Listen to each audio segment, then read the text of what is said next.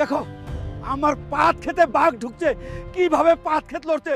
আল্লাহ রে, তুই শিগগিরই যা, হালকাকে ডেকে নিয়ে আয়। এই বাঘ ওকে ছাড়া আর কেউ তার রাখতে পারবে না। আল্লাহ রে, শিগগিরই। হালকা ভাই শিগগিরই চলো, সাদেক ভাইয়ের পাট খেতে বাঘ ঢুকছে, গ্রামের সবার ভয়ে পুতকি মারা হয়ে গেছে। কি বলিস? শিগগিরই চল।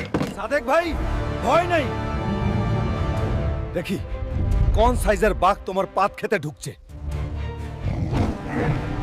ওই বুড়ো, তুমি এখানে কি করছো?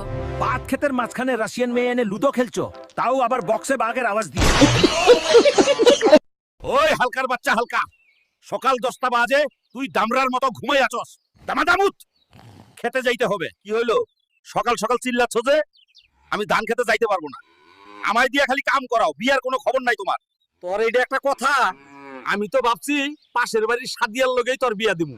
তাইলে কি এখন ঘুমাইবি নাকি খেতে যাইবি? আজকে ক্ষেতের কাম সানডে মানডে ক্লোজ কইরা দিমু, সাদিয়ার সাথে আমার বিয়া বলে কথা।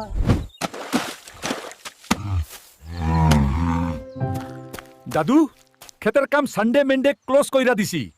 চলো। কাম করছস ভালো কথা, এখন যাইয়া খাওয়া টাওয়া কর। আমি সাদিয়ার লগে তোর বিয়া দিতে পারমু না। দাদু, আবার তুমি আমায় দিয়া কাম করাইলা।